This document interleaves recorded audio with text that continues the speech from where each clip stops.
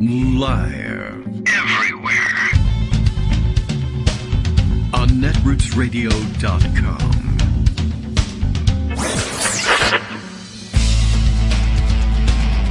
David Waldman. Kagro. In the morning. Now, here's David Waldman. Hey, good morning, everybody. How you doing? It is Thursday, September 22nd. 2022. Finally got our numerology day. Hope you all had a wonderful 21st night of September and remember it forever, and hope there never was a cloudy day. Hope there's never one again, except that means drought conditions, and we probably can't really afford that in certain areas of the country. Although certain areas of the country, I'm sure, would be plenty glad to have drought conditions back again. You know, the weather, it's a little wacky because, you know, the climate, which is not weather, is also a little wacky. All right, well, those of you who understand weather, climate, meteorology, etc., the relationship between the two, understand what I'm talking about. The rest of you just think, well, maybe he's crazy, maybe he's an ex-president, can't really tell the difference, don't know for sure. That may be a topic today. Trump gave an interview, I guess it must have been last night, or at least I saw in my timeline it was last night because everyone was reacting to it last night and this morning. I guess he sat down with Sean Hannity and did his regular thing and sounded real crazy. Amanda Marcotte has a theory going that this is all an act, in the sense that his supporters love it when he acts like a babbling idiot, which is interesting as a theory on a number of levels. As far as I can understand it, the theory goes that his supporters, well, one, they wouldn't know the difference between somebody who sounds like an idiot and somebody who sounds smart and has it all together. I don't know if they could discern that, but they love it when he speaks in a way that triggers the libs, and libs get all angry and upset when he sounds like a total moron or poses a mortal threat to our democracy or whatever it is. So anyway, you know, it's a theory. I don't think he's snapping out of it and becoming a genius elsewhere, but it's apparently part of his persona. When the cameras are on, he deflects, I guess, maybe the theory is he's deflecting from the seriousness of his crimes by being a simpleton.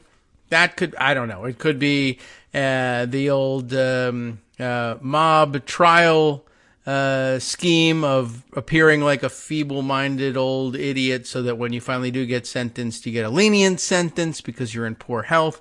Who knows? Anyway, I mean, it's not that he's hiding super genius somewhere.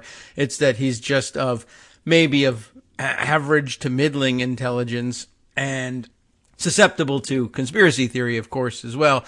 But no point in trying to sound like an intellectual. His supporters love it when he sounds like an idiot. So I don't know. It's a theory. It's out there. In the meantime, he did in fact sound like an idiot.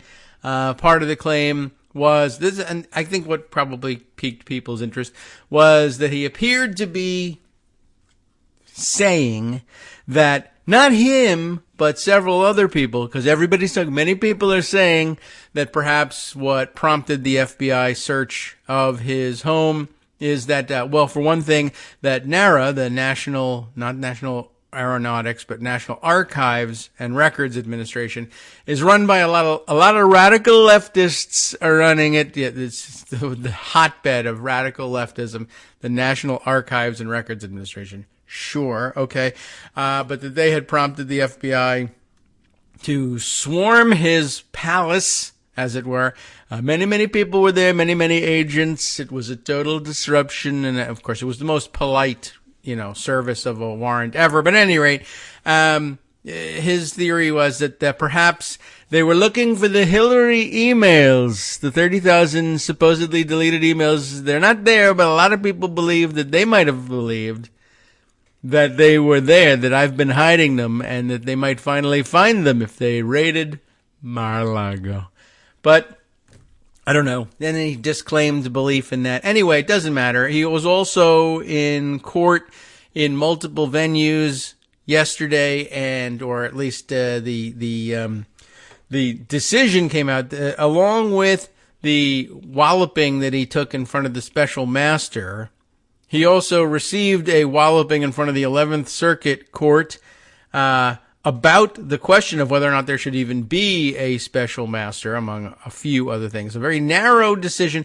29 pages of just complete destruction of his position. I read through it last night. It was actually a page turner, a 29-page turner of an 11th Circuit Court of Appeals opinion. And I mean, did he get demolished or what? Not only that, but they based a good part of their decision, or at least a significant key part of their decision, on what is now Kagro in the Morning's official and favorite precedent, the Cobbledick case. Everyone knows and loves the Cobbledick case, and now America is learning to love and respect the Cobbledick case. Trump got cobbledicked pretty good in this particular decision, and I'm going to spend the second hour reading you the entire... Now, I could, though. I mean, it really is that entertaining. What's really interesting about it is that it's 29 pages and that there are certain sections of it that are really blunt and short. It's like he makes a very complex... oh, look at this. I think I've forgotten to test out. Greg, I'm going to have to ask you to call back again. I forgot to warm up the computer here, and for whatever reason, now my Skype is not working on the main computer. So hang on a second. I'll call you in a minute. But, it made enough. It works enough to do that anyway. All right. What do I have to do? Maybe I'll call you and we'll do it that way. Usually in the morning. Oh, there it goes. The second pass, it comes through and it rings. I don't know. There's something about the main computer that occasionally usually I am warming up the old computer pipes in the morning by using the Skype test call at about 8:20, 8:30 in the morning, just to make sure that everything's going. And that avoids this problem. Today I didn't do it. So today I did not avoid that problem. Today I had to print an AP Chem lab report instead of do my usual check down.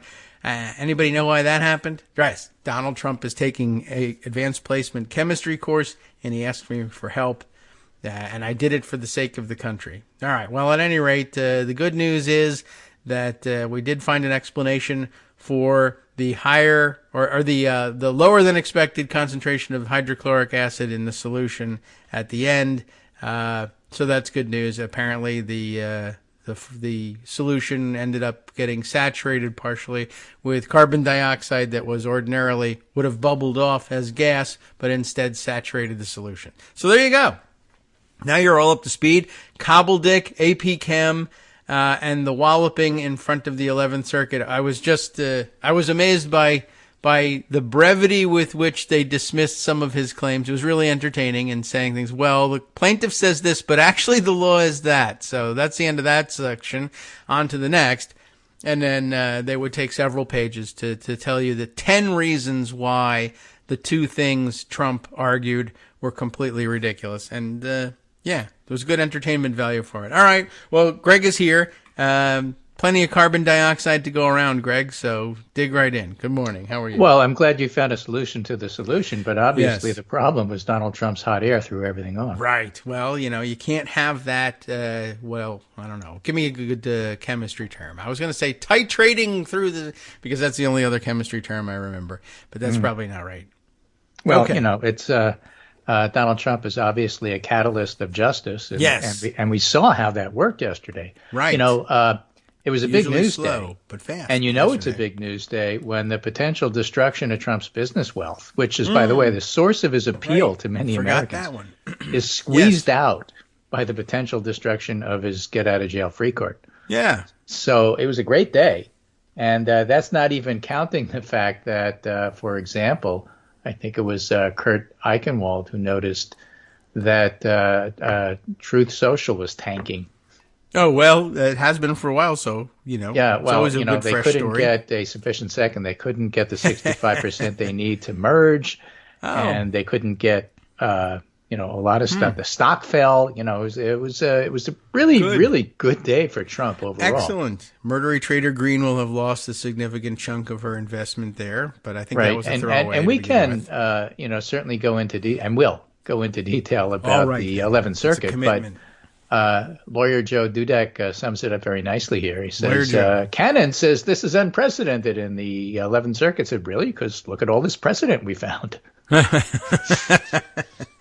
It's just lying around here and yeah, not we got being 29 noticed pages by of it. How you. come you didn't know about this? Yeah, and one of them is Cobbledick. I mean, it wasn't precedent for the 11th Circuit, but I don't think it was an 11th Circuit case. I didn't even look. Really, once I got to Cobbledick, that was kind of the end of my study. Yeah, well, I wasn't have paying 2 attention limericks after for your that. pleasure since you brought up Cobbledick, but I didn't, I should have put Cobbledick in a limerick, and maybe I will. It belongs in something. Right. A judge Schoolhouse once Rock. protected a thief by ignoring the government's brief. The judge was negated and lawyers elated by arguments giving relief. So that's basically what happened yesterday. I wrote that, and somebody wrote in return, something Nice. similar because we were having fun with limericks. And, I did haiku. the thing is that Cannon, and somebody else had written this, some lawyer had written this, that, there is a legal argument to be made that judges form opinions, but they don't, legislate or come up with theories.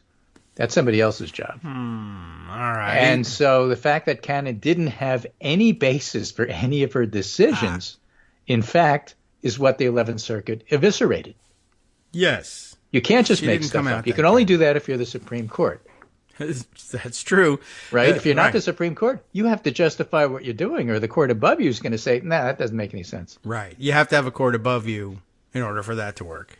Right. So basically, for those who were sleeping under a log yesterday, the 11th Circuit Appeals Court grants Department of Justice request for a stay of parts of Judge Cannon's ruling, the important parts, the 100 some odd classification documents. I mean, the only ones, the parts are the parts ones that that matter. you know about. Right. That there should be a special master, and that the FBI shouldn't have access to the classified documents for prosecutorial purposes. Well, Trump says they're his, and besides, he might have declassified them. He might not have, but it's up to me to know. You can't find out, and that's the way it is. And besides, there may be some executive privilege here, and there may be some other proprietary interests here. We don't have to tell you what they are. You just need to know that there might be. Therefore, that puts everything in doubt. And so, therefore, Judge Cannon said these things are in dispute. Right. That's what Judge Cannon said. And the 11th Circuit said, well, for our part, we can't discern why plaintiff would have an individual interest in or need for any of the 100 documents with classification markings. And notice Right. here, and I'm going to emphasize this. Again, I'm not a lawyer, but I sort of think this is important. The 11th Circuit keeps saying classified documents, as if they accept the concept that these documents were classified. Yes. Well, they kind of have to. In our discussion yesterday of what was happening in front of the special master, the judges have kind of, regular rules about how to decide things. And Based on precedent. Right. If one side says, and not even, but in many cases, all And they of the cite things them. they said, but just fact finding alone, if one side says these documents are classified and the other side doesn't say anything, the only basis for decision is, well, I guess they're classified because you didn't dispute that they were classified. So I guess that's that. Yeah. And in fact, early on in their decision, and I don't have it right in front of me, they said something along the lines of, this is pretty clear, but since you're an idiot, let's do this in detail. Yeah, there was a lot of that. They We did don't say really that. have to say this, They said it in lawyer terms, but they but said here that. you are, here I am, you're here, I'm here, it's our time. You're like, you Why made don't us we get up explain on it a to weekend you? to look Right. at this stuff. So That's how they got to classified 29 documents pages. are marked to show they are classified, for instance, with their classification level. You'd think Yeah. that didn't need to be spelled out? No, it needed to be spelled out. And then they cite the classified national security information. Executive order number, all these 13 something. but yeah. People know it by ProSills heart. and pill skills and skill pills and all the funny markings. They are owned by, produced by or for, or under the control of the United States government. In other words, Yes, unless that's who they're in the owns basement. this. Right. Right? For this reason, a person may have access to classified information only if, among other requirements, he has a need to know, and this requirement pertains equally to former presidents unless the current administration, in its discretion, chooses to waive that requirement. That's what they said, and that's really at the heart of the matter. Yep. So these are classified documents. You're not allowed to see them, and it's up to Biden as to whether or not you have access. Yes, because, that's the executive's privilege. Right, that's their prerogative. So on Hannity, Trump says, well, I might have in my mind declassified them. Oh, I definitely. Using the English common law definition of telepathic declassification. Right. The old 16th century precedent. Right. Telekinesis and whatnot. Yeah, okay. The Mesmer defense, I suppose. Plaintiff suggests that he may have declassified these documents when he was president, says the 11th Circuit, but the record contains no evidence that any of these records were declassified. And before the special master, because they even included, as you said, what happened in front of Judge Deary, plaintiff resisted providing any evidence that he had declassified any of these documents. See document letter from James Trustee to Special Master Raymond Deary. In any event, at least for these purposes, the declassification argument is a red herring because declassifying an official document would not change its content or render it personal. So even if we assume the plaintiff did declassify some or all of these documents, that wouldn't explain why he has a personal interest in them. So, Donald, you say you declassified them but didn't provide any proof. Even if you provide proof later, because you've been resistant to doing this, even if you come up with this stuff, doesn't matter. Pretty much. It was a pretty solid drubbing, and they addressed everything. They addressed a lot. 29 pages is a relatively short opinion for a circuit court of appeals, honestly, but which means that it was a pretty simple issue. But it was great legalese, great reading for legalese to get to 29 pages, which was mostly, we don't even really have to address this because your claim is facially stupid. There's just no basis for it. We could simply say, in court, you can't just show up and go, and hope to win, which is what you did. That's the thing. And that's something we had said on the show a couple of days ago. And it's still so true. And whether it's Alex Jones, who, by the way, speaking of courts, a bankruptcy court in Texas said to Alex Jones, you're full of it. You're so full of it, we can't trust you. Not full of money, though. We can't trust you so much. We're going to appoint somebody to manage your companies because you're clearly lying about everything. And so your net worth and everything that you're worth, we don't know. But what we're going to do is we're going to manage your company for you in this bankruptcy proceeding so that you don't cheat. Now, that has implications, obviously, for Alex Jones, but it also has implications for the Sandy Hook families who are already on the side of knowing that Alex Jones is guilty of defamation, and the FBI agent as well, and trying to figure out how much he is going to have to pay them. Yes. And he can't plead that he's bankrupt because the bankruptcy judge said, nah, you can't do that in court. Yeah, not this way. You're not bankrupt. So the overall larger point there, and what's that got to do with Trump? As we said on the show, you can lie on Hannity, but you can't lie in court, at least not without penalty. Yeah, that's a good thing. Rule of law and all that sort of stuff. Yeah. So Ken White, Popat, on Twitter says, watch for Judge Deary, likely today, to issue an order asking for revised plans for proceeding as to how the special master part would happen, because the 11th Circuit only stayed the part that has to do with the 100 documents. There's still 11,000 other documents. Trump was claiming it's his will. Yeah, he was claiming that Hillary Clinton's emails were in there. I mean, That's awesome. A bunch of garbage.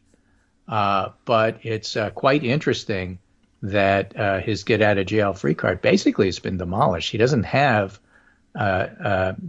standing when it comes to the classified documents, and those are the ones that matter.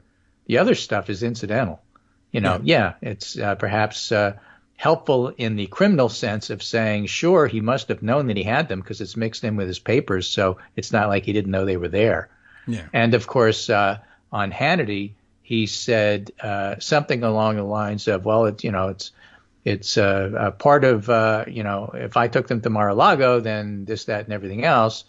And that, of course, means that they weren't planted and they didn't get there by accident. And Right. having it mixed in with his own personal papers is one way of showing you knew they were there, because there they are mixed in your personal papers. It's not like they were in some out-of-the-way storage container that your staff packed that you didn't even know existed. It was in your goddamn desk drawer. Yeah, pretty much. Yeah, that's well, a lot of his excuses are done as far as up to and including the 11th Circuit. There's only one place to go, and that's the 12th unfortunately, Circuit. that's District 13. Yeah, the difficulty, of course, is Trump, and this may or may not be part of his planning. Trump believes he owns the one court that's left. Well, and that's the last thing. one Trump's going to that can say it speak wasn't on my it. fault. I ran out of numbers. Yeah. We went to the 11th, and then the 12th, and then the 13th, and then the unitary court. And, the prediction there is he'd lose 6-3, which is scary because Nixon lost 9-0. So how do Alito and Thomas and pick your judge, probably Gorsuch, how do they decide that Trump is entitled to this stuff? Yeah, I don't know what basis. I don't heard like on Gorsuch. Hannity. I mean, again, I'm not a lawyer, but my opinion is Gorsuch is going to come out with more bad opinions than Kavanaugh will. Maybe Barrett. I don't know. We'll find Barrett's out pretty predictable. which one is the crazy. I mean, Gorsuch has been he's got a mixed bag, but I do recall. I keep coming back to the fact that Gorsuch has like a family history of like resentment of the way executive branch privileges get handled, and because his mom was the big Gorsuch defendant at the time, and the congressional subpoena cases way back in the 80s, and so I don't know. He has that weird familial chip on his shoulder about that. Good on Indian affairs and not so good on anything else. Yeah, is my non-lawyer opinion. The epitaph for him.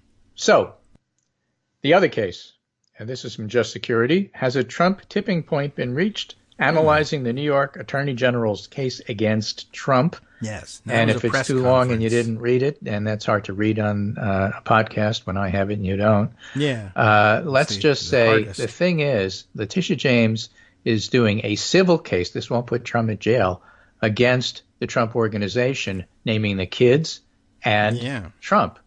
Barry. And although Bill Barr took Not exception Barry. to the fact that the kids were named, Eric Trump is in the middle of this. So how could you not name him? So Bill Barr is being dumb.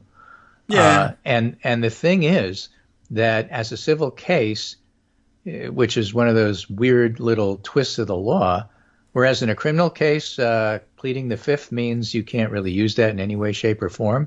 In a civil case in New York, pleading the fifth means that can be said to the jury as indicating that he wouldn't say that he was innocent, and therefore, we're going to give you a lot of the fifth, the 200 some odd times he said it, as evidence that he's guilty. And you can do that in a civil case. He's liable. Right. He's a lying. Yeah, pretty much. It's a civil case. You won't lose your liberty, He's and liable so for therefore his lying. it's okay. All right. Well, good. And but that good means, for naming the kids step back, as well. look bigger picture. What can she do? First, she has to prove it in a court of law, of course. But if she does, and she's got 200 pages of evidence where he lied and exaggerated and essentially committed bank fraud, then she can sanction the company. She can say, you're not allowed to use any banks in New York. And the big banks, by the way, work in New York. They do tend to do that. She can dissolve the company. She can, in effect, take away the source of Trump's wealth. Okay. Or the perceived source of Trump's wealth. Because don't forget, perceived wealth as well. as there were some articles about Trump support. I think there was a poll in the New York Times today. Trump support, half of them is like with him no matter what. They're the people that show up at the rallies. Yeah, the other half is a really weird mixture of partisanship, ignorance. I don't really know what's going on. I'll pay more attention when the election comes. But for right now, I'm voting for him. That sort of thing. And those are quotes. Oh. But that second group are not the semi-fascist deplorables. That second group are the persuadables. They are potentially people who right now are for him, but let's wait and see what happens. What's the price of gas? And by the way, did he really get convicted? Point being, a lot of that support in that group comes from the perception that he's a businessman and really wealthy. What if it turns out he's a terrible businessman and he's not really wealthy? Well, what about if it turns out he's that's broke? True. And what if it turns out he's broke because of the way he ran his business? I can't tell you what percentage you'll lose out of that second group, but you will lose a significant percentage out of that second group if it turns out he's not the rich guy of my dreams that I, tried to pretend can run the country like he runs his business. Right. That's his appeal. And so in that group, the first group just likes him because he's a fascist and cruel. The second group hates liberals but loves the fact that he's a businessman and is really wealthy. You take away those things, and the underpinnings of his support drops. All right, well, that's why it's a big deal. Just so long as the persuading of these persuadables falls to someone else. Oh, but there's persuading of these persuadables is to take away his money and get rid of his phony companies. Oh, well, okay. That's so okay. It's a win-win. It's a twofer. All right. So they're observant persuadables. Yeah, they can glean this information for themselves. Excellent. Yeah. All right, good. You got to put it. You can't just accuse them of something. You got to convict them of something. So Jesse Ferguson points out the famous Al Capone quote, and this is an actual quote. "It's pretty tough when a citizen with an unblemished record must be hounded from his home by the very policemen whose salaries are paid, at least in part, from the victim's pocket," said Al Capone. But they weren't. All right. Well, there's some truth in that, of course. Yeah. He was paying off the cops. But, that's true. Right. But he was supposed to be paying them through taxation, and he refused to do that. He just wanted to pay them directly. Well, a little irony there, but also a little bit of truth, So, the thing is, that's Trump's defense. They're just hounding me. Sure. And what does hounding just like mean, Al Capone. by the way? Yeah, I guess that's one way you could approach the PR on your criminal case, or your civil case for that matter. Well, more than that, Adam Davidson has some insight into what else might be going on there, too. Oh, okay. Well, after the break. How could there be more complexity? Oh, there's so much more. This is just the tip of the iceberg. Peeling the onion. We haven't gotten to the core of the apple. Iceberg, onion, apples. Next, I guess, on the show we'll figure out fruit salad. Is this a mixed metaphor, or is this just one metaphor in several different forms? It's lunch, my friend. It's lunch.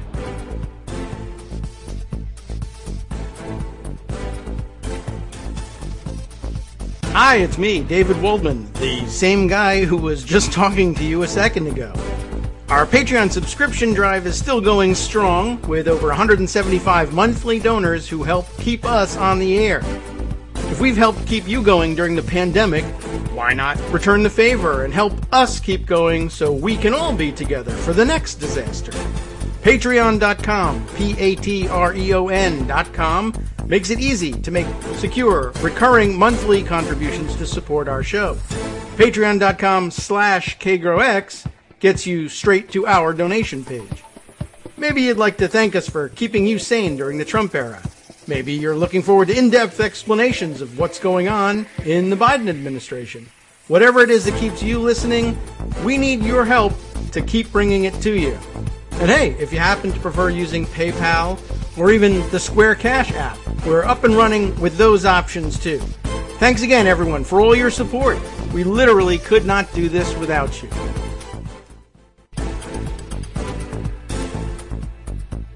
All right, welcome back now to the Kagro in the Morning Show here on Netroots Radio. We're back. What were we talking about? What's happening? Where are we? We have the New York sanctions, I'm just a caveman potential radio sanctions host. On Trump companies. Yes. Basically, he was named in a lawsuit that says he and his family are a bunch of crooks. Right. Got that. Hasn't been proven yet. Right. Just a press conference. For most people in the United States, you're innocent until proven guilty. Well, if you're from New York, you know about Trump, so that's true, and it is a civil case, so there's no question of guilt. It's not a criminal trial. It's just that you're innocent until proven guilty, but you definitely did it in a civil case. You're allowed to say that. You're totally liable for this. Not really, not the way it works. No, but you definitely did it. Now the question is whether you're liable. Right, and he's able to lie at any given time. So Adam Davidson. Who's an author, used to write for The New Yorker, which will come up in a sort of a funny exchange later on. No prosecutor, said Adam Davidson on Twitter, as far as I can tell, is looking into the most important part of Trump's business, his work with sketchy oligarchs in the former Soviet Union, the Gulf, and in parts of Asia. If you want a grand unified theory of Trump that would cover the documents, the fraud in New York, Well, many of his choices as president, you would look at his work overseas. I'm not even talking about the $2 billion to Jared from Saudi Arabia, but similar kinds of stuff. You will be. Starting around 2010, some very weird things started to happen. He started to spend hundreds of millions of dollars on money-losing golf courses. Mm-hmm. Precisely when he started working with a group of Azerbaijani, Georgian, and Kazakh oligarchs who were at the same time laundering huge amounts of money through golf courses. What a coincidence. Yeah. He spent hundreds of millions that he didn't seem to have in a way he had never done before, but in a way that his new partners did all the time. This brought him into the world of former Soviet and Gulf money laundering. It was a world that contained many of the characters we'd meet when he became president. Knowing that world and his rather paltry, bottom-feeding role in it helps me understand, me, Adam Davidson, why he might hold on to classified documents. But Mueller declined to look into this, even though people like Andrew Weissman and Peter Strzok explain how key this path would be to understand. And to this day, nobody with subpoena power and only a small band of journalists have covered this crucial ground. And it drives me nuts. End of his brief rant. And somebody said to him, that's true. This New Yorker article I read on Trump Tower, Azerbaijan, said the financing for the project came from Iran. And another respondent said, yeah, he knows. He wrote that piece. You lose track of that stuff. Yeah. Well, after a while. Okay, that seems, that's fair. He didn't say, you're an idiot because you don't know this. He just was saying, no, he was very, very I'm polite about it. He said, Adam wrote that piece. Okay. Very good. Although I also did see that tweet go around, and Marcy was pointing out, Marcy Wheeler said, well, the Tom Barrack prosecution is at trial right now, and he's actually the common denominator in a lot of those issues cited there. So a lot of that might come to the surface and blossom into, a subsequent prosecution, whether of Trump or someone closer to him, but it's hard to get closer than Tom Barrack at the moment. So, that's at issue in a trial right now. So that's as we laymen like to say, one of the best things about a trial is discovery. That's true. We get to find out what the hell is going on here. I also would not be at all surprised to find that this is part of that civil case up in New York. The reason that we think that he had to exaggerate his net worth, and part of the reason he was doing it, and part of the reason he had to do it, was because he was involved in shady financial deals with all these money launderers, and his wealth was an illusion. And so where do they launder their money? Through international banks, and that's why it was so chilling and wonderfully chilling to hear Letitia James in a very stern voice when asked about it, because she didn't bring it up until she was asked about it. No. What about Trump's relationship with Deutsche Bank? And Letitia James said, Deutsche Bank has been cooperating with us. Oh, completely. Okay. Well, they're going to want to continue to do. That's one of those banks in New York that Trump would be cut off from, and that's where the money laundering is. And so that would be interesting. Yeah. Well, I'd love to find out about that too. But I also would like to have known it 4 years ago. But okay. So the House passed a Electoral Count Act reform. Okay. Good for and them. 9 GOP members joined the Democrats on the bill to overhaul the Electoral Count Act. All right. A law Trump supporters tried to exploit ahead of January 6th, says Chris Siaffi, who's a reporter for Roll Call. And Tom Rice, Peter Mayer, Adam Kinzinger, Jamie Herrera Butler. Are these familiar names? Liz Cheney, John Katko, Fred Upton, Anthony Gonzalez, Chris Jacobs. Most of those Republicans who voted to reform the Electoral Count Act to make it more difficult for people like Doug Mastriano to overthrow the election next time are people who voted to impeach Trump. Yes, for trying to overthrow the election. For various and sundry things. I think except for Chris Jacobs. And again, I don't have everything in front of me. You can't tell the players without a scorecard. My recollection is Chris Jacobs is an upstate New York guy who didn't want to impeach Trump at the last minute because the staff talked him out of it and felt guilty about it, so he voted for this bill. Okay. But I have to check into that. That's off the top of my head. And we don't know if that's really true, but it's a rumor about Chris Jacobs, and we're going with it. All 9 are retiring or lost primaries, and all but Jacobs voted to impeach Trump. Dan Newhouse of Washington and David Valadao of California, who won their primaries but voted to impeach Trump, voted with the Republicans. I mean, so everybody has, all politics is local. Yeah, wow. Right. I impeached him because he doesn't deserve to be president, but and he tried to overthrow the government, but I'm not going to do anything about it now because I have an election. Yeah. So, okay. I mean, you have to totally understand. I have an election. That just trumps everything. There is that issue, and then of course, right? There's this narrow band of Republicans out there that say, yeah, I am very upset with what Trump did because what he did was illegal. Now, had we legalized it, I would have been a lot less upset with him. Right. So that's one side of it. The other side, of course, is that narrow band of Republicans who, as you know, can get reported by Maggie Haberman and others all the time as saying publicly they support Trump, and privately they're very upset with him. Right. They're good friends with Jared and Ivanka's Who cares what they friends. say privately? Yes. They're privately appalled. As I want to see what you do. It worked for Ivanka. So right. Anyway, to bring home the theme of how bizarre and weird this Republican crop of people running is, a couple of quick stories. This one is from an outfit called the Newsbreak, but they're just repeating crazy. a CNN story. GOP congressional candidate in Michigan said U.S. suffered from women's suffrage and praised organization trying to repeal the 19th Amendment. Is there one? Okay. Yeah. Wow. Well, I figured. It's called Men. What was that organization, the GOP? That's one, I would think one of them. They're trying to repeal all sorts of amendments. 17th Amendment, 19th Amendment. They're not even really sure which amendment. It's in the teens somewhere. Really, everything. John Gibbs, who defeated in the primary an incumbent Republican who had voted to impeach Trump, also made comments in the early 2000s praising an organization trying to repeal the 19th Amendment because women's suffrage had made the United States into a totalitarian state. So he heard Don Baldock in New Hampshire tell Maggie Hassan, when it comes to abortion, get over it. Right. And he also basically said that to all the other women in New Hampshire. Sure. Whatever. And he said, hold my beer. I can do better than that.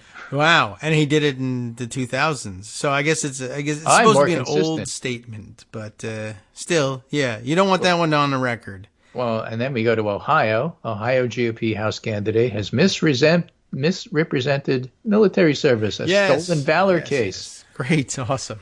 Campaigning for a Northwestern Ohio congressional seat, Republican J.R. Majewski presents himself as an Air Force combat veteran who deployed to Afghanistan after the 9/11 terrorist attacks, describing tough conditions, including a lack of running water that forced him to go more than 40 days without a shower. And that's during the campaign. Right? No. And he wears that experience like a badge, I suppose. And you smell it very like a thick skunk. badge. That's right. Military documents obtained by the Associated Press through public records tell a different story. They indicate Majewski never deployed to Afghanistan. Instead, spent totally 6 months helping to load planes at an airbase in Qatar. Yeah, and that was... He says when asked about it, he doesn't like to talk about his military experience. Now we know why. It was harrowing. There was that time chance when of you couldn't defeating shower. longtime Democratic Representative Marcy Kaptur in a district recently redrawn to favor Republicans. We'll see what happens. But I would think that would hurt him, but this is 2022, so who the hell knows? That's right. And he may win. I have a picture of the candidate here accompanying the article, and he is wearing it's a red vest. I don't know if it's fleece, so it might not work if it's not fleece. But if you wear a red fleece vest, you're a moderate. So maybe he'll be elected.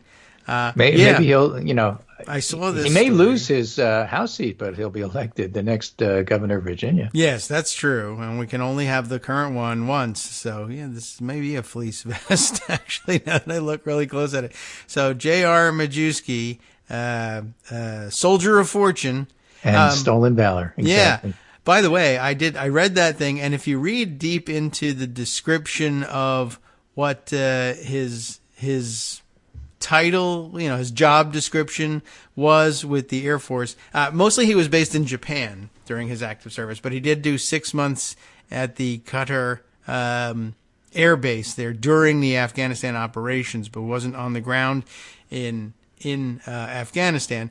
But what was interesting was their description of his job, which was that during the time that he was stationed in Qatar, he was responsible for loading and unloading passengers, military passengers and medics and supplies on flights to all sorts of places. And then he would accompany the flight, land at these other air bases and help coordinate the unloading of the plane, and then I guess the reloading of the plane and the flying back. That is what they call a passenger operations specialist in the Air Force, or what you and I in civilian service would call a flight attendant. So, it was hard living, no showers, whatever it was. I just call him a red cap. Combat left and right. All right, And his red cap says, red make vest attorneys get attorneys. as well. So, yeah. So, I thought you meant like an airport red cap who would take your bags. But no, in fact, I did. MAGA red cap. Oh, okay. Thank you for seeing right through what I said. All right. Well, you know how I am with forests and trees and things that are over my head like a cap. Yeah, So, well, the news isn't all bad. all right. Here's Quinnipiac looking at my state of Connecticut. Yours. Yeah, well, you Yeah. own Virginia, and you're responsible I for identify it with your you. governor, so I'm responsible for mine. In Connecticut, Ned Lamont leads Bob Stefanowski, the Youngkin wannabe, 57 of 40, 17 points. And Dick Blumenthal leads Leona Levy, the Marjorie Taylor Greene wannabe, 57-40 by 17 points. And according to the Quinnipiac write-up of this poll, women are a key factor in both races. Oh, that's why they need to repeal the 17th Amendment. 19th Quinnipiac's Amendment, based sorry. in Connecticut, by the way. So although they often get, for example, Ohio and Florida polling wrong, or wherever other state they do outside of Connecticut, they're a pretty good pollster, but they do tend to lean a little bit Democratic. But I think they generally pretty much get Connecticut. Democrats 97-3 back Lamont, Republicans 82-17, and Independents 51-44 back Stefanowski. All right. Big gender gap, women support Lamont 63-35. Oh. And men support Lamont 50-47. All right. Well, as long as it's not a totalitarian state now, because of the women. I was really puzzled by that statement, by the way. They expanded the vote, so it became a totalitarian state. Something like that. That doesn't really work. Likely voters give Lamont positive 54, 36% favorability, Stefanowski 33-39, with roughly a quarter saying they haven't heard enough about him. That's impossible. He's been on the air like every 15 minutes for 6 months. Well, I wasn't watching. Usually attacking Lamont, whereas Lamont has these nice sunny ads about Democrat, Republican, doesn't matter. Everybody needs to come to the table. We'll make Connecticut a better place. And Stefanowski is, he lied about taxes, lied about taxes, also taxes. All right. So it's a typical Republican. 17-point deficit. Yeah, it's a typical Republican attack that doesn't work. So what you do is you double down on it and you do the exact same thing, only you're nasty about it. Has he got a red vest? No, he has a I'm blue recommending it. I got to recommend it, I'll tell you. vest. It's a blue vest. Okay. Make it red. Because we're a blue state. Oh. Well. Right. Similar to the governor's race, big gender gap, women support Blumenthal 64-33, men evenly split. So, and people like Blumenthal, and nobody knows Leona Levy. She doesn't have enough money to really advertise, so whereas everybody knows who Stefanowski was, and he's run before for governor and lost, nobody knows who Leona Levy is. If you knew her, her numbers are going to drop. You'd hate her. Okay. You would. I mean, you can't help it. So she's really bad. Leona, And again, she's Marjorie what? Taylor Greene bad. What's her So name, Levy? why they nominated her, I have no idea. But, the Republican Party in the state of Connecticut is sort of weird. Okay. Well, that's their fault. What's the name again? Leona? Leona? Like Helmsley. But if no one remembers Leona Helmsley, I don't think. Donald Trump does. Well, why? Where's she buried? The fourth hole. What golf course is she buried on? Then people would remember her. I guess so, right. Everyone knows the famous 17th that, right, okay. Leora is her name. Leora. Oh, okay. Leora Levy. But LL is interesting. It reminds me also of what's the one? The crazy one from Florida, Laura Loomer. But I don't know if they have anything in common. But maybe because they're both crazy Republicans. All right. Just wanted to name drop some lunatics. around references to this candidate in Connecticut for no particular reason. So apparently there was a leak of Kevin McCarthy and his support for the new GOP agenda. Simon Rosenberg writes this up. The top 3 planks are a national abortion ban, making it harder for the West and Ukraine to prevail against Russia and continued assault on the democracy here at home. That's a great platform. And, how and why that happens is unclear, but it reminded me of something else and something that we had talked about on the show that Punchbowl covered. The right wing is putting pressure on McCarthy in hopes that he'll be the next speaker. The right wing of the conference wants a number of changes from McCarthy, including some that would impact House rules. That's where you come in, David, because whenever it says House rules, okay, David has to explain this to me. They want to formally enshrine in the rules the principle, this is just the Hastert rule, I guess, that McCarthy can't put a bill on the floor that doesn't have the support of the majority of the majority. Yes, I guess they stopped calling it the Hastert rule when he went to prison. They also want to change the rule outlining, quote, a motion to vacate the chair, end quote. Yeah, okay, the process by which the House removes the Speaker. Currently, only party leaders can trigger such a vote, and that's because Nancy Pelosi, somebody pointed out, who was in God mode this year, passing everything with a 3 to 4 person majority, which is impossible, and she's doing it anyway. But as part of her God mode, she also, made it so that only leaders can trigger this remove a speaker thing. Okay. So currently, only party leaders can trigger such a vote. The Freedom Caucus wants to revert back to the old rule, the one which helped topple Boehner. We told that story in the show a week ago or so. That version would allow any single member to request a vote on the Speaker of the House. Speaker Nancy Pelosi and the Democrats changed this when they took over in 2019. And I saw that and said, motion to vacate. Oh, my goodness. I actually know what that is. Well, I don't really know what it is, but I remember reading it. And so apparently Kevin McCarthy is already worried about how he's going to manage this cockamamie group of nutcases. Yeah, well, so what? Because it's like the first thing I'm going to do when I get here is make it illegal for you to try to overthrow me. Yeah, well, like we said there. And the caucus says, no. Yeah. We want to overthrow you. And we have the numbers to push it through, so you better support us or you'll never be speaker in the first place. That will be interesting. The dynamics, as we laid out last time we talked about it, are such that unless there's an affirmative effort to change that rule in the Republican rules package, they would normally just say we're carrying over all the rules with the exception of the following changes. So somebody's going to have to affirmatively add, and they'll have to have a vote in the Republican conference to back adding the repeal of the whatever change it was in 2019 that caused it or that made it impossible to make a motion to vacate the chair unless endorsed by leadership. So, okay. That'll be interesting. And we haven't heard much chatter lately about the idea of making Donald Trump Speaker of the House, although Matt Gaetz still apparently remains a firm believer in that. But in the meantime, I did mention yesterday that I had heard in passing that murdery trader Green has said she may be interested in running for the speakership. So everybody get out of my way. I'm a very mean lady, and I have a lot of money. So... And I've never served on a committee in Congress because I've been banned for the In fact, I can't. Yeah, so far, not allowed to.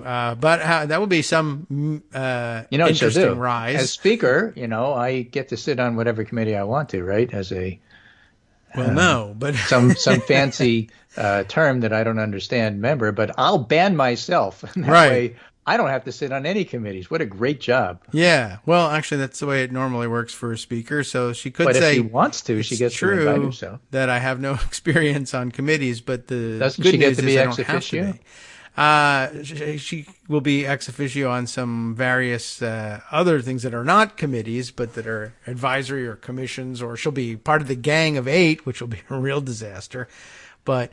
the speaker is exempt from service on committees, so that's why she's perfect running. For her. Yeah, right. I already am not. She has on a lot more committees. time if she doesn't, serve on committees. Right. So consider that I'm already used to not serving on any, so no loss for me. In her view, the speaker doesn't do anything, and at the same time doesn't serve on committees. It's the perfect job for her. Yeah.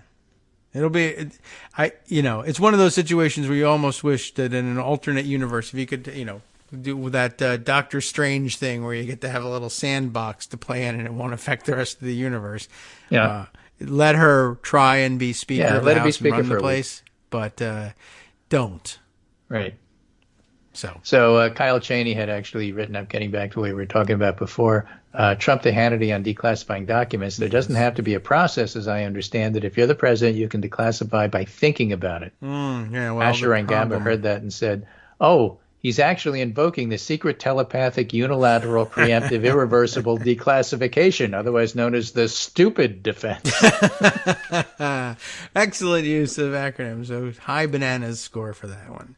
Yeah, wow. Absolutely. So I thought that was pretty funny. Yeah, that is good. By the way, the key phrase in the whole thing is "as I understand it," which is just okay. That's a tell. Well, that means it's not true. Right. Okay, as you understand it. Well, how about as the rest of us understand it? What about that? Also, Simon Rosenberg reminds us, in addition to those 3 planks that just highlight what a jerk Kevin McCarthy is, they also escalated their attacks on Biden for supporting Ukraine, just as Putin is stumbling. They voted against making it harder to steal a U.S. election and continue to support Trump's stealing of secrets, which defense is falling apart, as we talked about the other day. Yeah. All right. Wow, what a bunch of jerks. Oh, then there's Ron DeSantis, speaking of jerks. Oh, yes? Ron DeSantis paid a private company nearly $1 million in taxpayer money to fly an empty plane to New Jersey for a stunt to deceive the press. I think they were going to try to fly some more Texas migrants over to Joe Biden's place in Delaware via New Jersey, and they got caught. And so rather than embarrass themselves, because, see, the whole plan is to put them there without telling anybody so that they're overwhelmed and chaotic, and that's what they film. But since people got word that that's what he was doing for some flight plans for the same airline that did the dumb stunt in Martha's Vineyard, he canceled it and just flew the empty plane there because he had already paid for it. So that company, says Sawyer Hackett, has donated tens of thousands of dollars to the Florida Republican Party, who I guess just pays them back. Yeah, I mean, you donate them, you pay them to do the flights, and then they take that money and donate it back to you. It just highlights the point that this is all performance art, and it's not necessarily working. Backfiring in the sense that there's more and more lawsuits going on here. Perhaps some are stronger than others, but the point is what you're doing is cruel, immoral, and potentially illegal. Awesome. And, how does that make you look good? With people who love immorality and illegality. Yeah, I suppose. So that's interesting, too. And a great laundering scheme, right? You take state taxpayer money, pay it to a contractor, and the contractor kicks it back to you, but as a political donation so that you get to use it the way you want. Yeah, there's nothing bad about that, right? No. Well, it's a tale as old as time. Or at least as somebody points out, we don't understand, frankly, why the GOP, given all the anti-democracy stuff they're passing, why don't they just come out and say they want to repeal the 15th Amendment? All the amendments. You remember the 15th Amendment? Sure. It came 15th among our amendments. Right. That's the one that denies or abridging a citizen's right to vote on account of race, color, or previous condition of servitude. Yeah, or anything. So that's a voting rights thing, 1870. Why don't they just come out and say they want to repeal it? Because that's how they act. That's true. I have, like I said, pretty much everything from the teens on, they've proposed of repealing at some point. 17th, 19th, 15th, Omaha. I'm telling you, Trump can't count that high, so that's probably why he hasn't gotten to it. Right. If it's, all the amendments after my fingers are out. So, okay. I forget. My fingers are small and difficult to see as it is. My toes, forget about it. So, we've only had time to go over domestic politics today. There's a lot happening internationally as well. There was the UN in New York yesterday, Biden's speech. It was good. Vladimir Putin doesn't show up to the UN because he boycotts it. Well. But he did have a canned speech to his own Duma where he talked about the fact that Russia is going to semi-mobilize because they're semi-fascist. Right. And how well does that work? Unclear. This is an argument. I know it's an argument because it's labeled argument. It's in foreign policy, and it says argument, an expert's point of view on a current event. So it must be an argument. So don't argue with me about this. Vladimir Putin often backs down. The idea that Russia's leader always fights to the finish is a myth. All right. Okay, Western officials have often cited the story of Putin as a kid. There was Putin and a rat. As Putin tells it in his autobiography, as a child, he chased a rat around his family's apartment, eventually trapping in a corner. The rat lashed out, attacked Putin, attempted to bite him, and this experience, in Putin's words, taught him that if cornered, you have to fight to the finish in every fight, and you need to assume there's no retreat. Western officials have often cited this story for how Putin allegedly never backs down, and this belief has led many in the West to fear Putin may undertake more brutal and destructive steps, even resorting to chemical or nuclear weapons if he's trapped into a humiliating defeat. There's just one problem with this assumption. It's incorrect. Oh. Part of the myth-making the Russian president has successfully constructed around himself and has been all too easily swallowed by Western politicians. Contrary to the commonly held belief, when faced with strength and resolve, Putin often backs down. One stark example of this came in November 2015 when Turkey shot down a Russian Su-24 fighter near the Turkey-Syria border. There were widespread fears this could escalate into a direct conflict between Russia and a NATO member. Instead, Putin's response was mild. Moscow imposed insignificant trade sanctions on Turkish imports. All right, no more Turkish taffy, okay? Yeah. And suspended Russian package tours to Turkey. And even those small measures were lifted several months later. Several recent clashes between Russia and Turkey also took place in Libya, and that didn't come to anything. Several direct clashes also took place between the U.S. military and Russia-backed Wagner forces. It didn't provoke a serious escalation, and they just give more examples. When faced with strong enough resistance, Putin has backed down in Russian domestic politics, where his dominance is nearly absolute. So it's basically a myth, and the idea that, you know, he's super strong and you have to accommodate him now because what might happen is Oh yeah, you know, garbage. Right. That bad stuff that we go about. Okay. Well, so sometimes a cornered rat is just a cornered rat. Yeah. That's how they include the article. Right. Whereas here we try to seek bipartisan compromise with the rat. And we wonder whether they'll run again. Right. That's true. All right. Well, that is very interesting. There are bad actors everywhere, I suppose. Okay. Well, interesting. Well, the point is the summation. war's not going well for Putin, and this doesn't make it better. Take care, and I'll talk to you next week. All right. All right, welcome back now to the Kagro in the Morning Show here on Netroots Radio.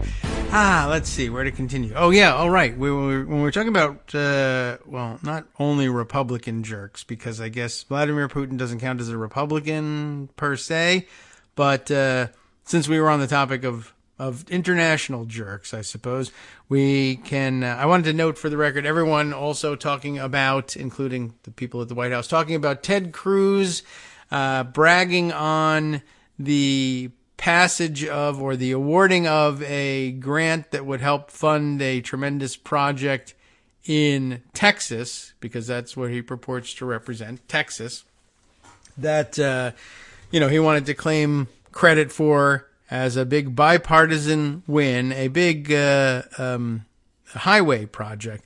But as others are pointing out, including the White House, or especially the White House, where's his tweet? His original tweet is, the Ports to Plains Highway will run from Laredo all the way up to North Dakota and into Canada, which is where Ted Cruz is from.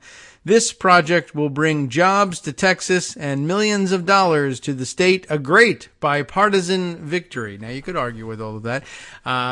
One argument you might make is what a great bipartisan victory it was, even though there was no bipartisan vote for it, and because all Republicans voted against it, including Ted Cruz. And that was the White House's point and everybody else's point in saying, here he is, something he voted against that he's claiming credit for. He was questioned about that by a news anchor, and he gave the only response you can give, which is, and it's a pretty well crafted one, and we'll see whether it works. It'll work for some people, that, this happens frequently in legislative bodies, in the Senate in particular. You work hard to get a certain provision, considered by Congress, and they say, okay, we want to fund this thing. And then you work hard to get it included in the big spending bill that's coming through, which is the only opportunity you have to get the thing funded and passed. And then, of course, the bill comes out and it's loaded up with all sorts of terrible projects and pork, i.e. stuff I didn't ask for, but that other people did. And so therefore I vote no, but I support this particular project, but there's no way to vote for this, but against all the rest of the stuff. So, and it's true, it's correct. Factual anyway. And factually he did in fact vote against it. So anyway, it's the same old trick of the vote no and take the dough thing. But it was of interest that the White House picked up on this as well as others. Lots of people noticed, hey, you voted against this. This is hypocritical. But the White House chiming in, from their Twitter account, just bluntly saying, yeah, you voted against this. And I guess people are crediting this to a new, White House strategic communications hire, hired out of the New Jersey governor's office. The New Jersey governor's Twitter account had developed in unique New Jersey style as a very irreverent and close to the line, let's say, voice. An aggressive and close to the line, gruff voice for New Jersey, but in character, like as though it really was a character. New Jersey itself was speaking. And I think the big famous breakthrough moment was, I can't remember who said something. Oh yeah, right. Somebody, I think one of the other state, accounts saying something like, New Jersey's account had said something and said, hey, who let New Jersey have a Twitter account? And they answered back in public on Twitter and everything, your mom, which was just perfectly New Jersey, it seems. And anyway, big story after that was the people behind that became, internet famous, and one of them has moved on to the White House. But they're not famous enough that I remember offhand which one it was, but they're good people and fun. This didn't really, measure up to the your mom response, but you got to put on a different voice. Sometimes, at least, at the White House. Anyway, so yes, they were pointing out, as others were, that Cruz voted against this thing. I noticed something very different, and you have to be a bit of an old-timer, I guess, or what now passes as an old-timer. We always thought of ourselves as eternally young, but no, we're old now. The description of the project, the Ports to Plains Highway, who ever heard of that? Well, not me, but maybe you've heard of something slightly different.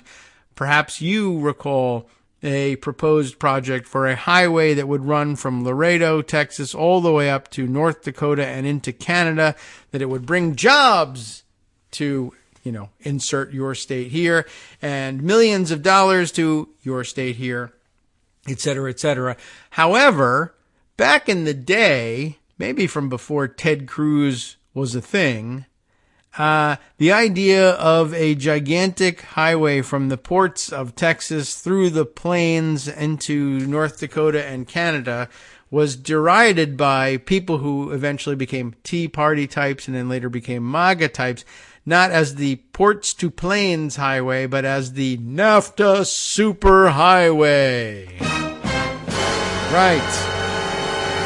Might even have gone with the horror dramatic with the thunder and lightning in that one. But you remember? Does anybody remember that? It was I realized in tweeting about it this morning, I said, well, it was the Jade Helm of its day. But the Jade Helm reference is itself quite dated, and you have to be a bit of an old timer to even remember that. But yeah, back from who knows when, I don't even know if I can put a date to it, the big threat, the John Birch types that later became Tea Partiers, that later became MAGA types, were dead set against this thing. And I mean, they would string up any politician who would show his face around here if you voted for the NAFTA Superhighway. Why, you know what's going to happen on the NAFTA Superhighway? It's not going to create jobs in Texas. They're going to load them up on trucks and move them to Canada. And they might. I mean, it's the same road, but anyway, as one wag had it, and I could probably even look up which wag it is, and then everybody would be like, why did you call me a wag? Somebody had said, yes, Rob Patterson, noting about that. I guess he too old enough to remember the NAFTA Superhighway. I would bet my last Amero that you're correct. It was a big conspiracy theory. Not that they were building the highway, because I think clearly they are actually building the highway. But the conspiracy theory was that it was this crazy pipeline, and I don't know, it would be used to transport prisoners for re-education to the camps in, Canada or wherever, and they were going to they were going to replace the American dollar, and all the different currencies of the NAFTA countries will be replaced with a unified currency, the Amero, like the euro, get it? And, well, no, none of that is really going to happen. And I didn't really expect the people who believed in that sort of conspiracy theory to have noticed the nuanced difference between the European Union and NAFTA. And NAFTA was, in some sense, formulated as a response to the European Union, and that we ought to integrate our economies to a greater extent because we were being faced with a new competitor in the integrated European Union. But right from the beginning, the NAFTA vision was far different. They left an enormous amount of the organizing principles of the European Union out of the NAFTA deal on purpose. And, well, at any rate, I don't think we really need to go into a lecture about that necessarily. But I was just amused at the fact that that's another evolution for the Republican Party, I guess, that they're now proudly advertising their backing of the NAFTA superhighway because they changed the name. Anyway, I guess that just proves how stupid a conspiracy theory it was at the time, but I suspect you knew that at the time.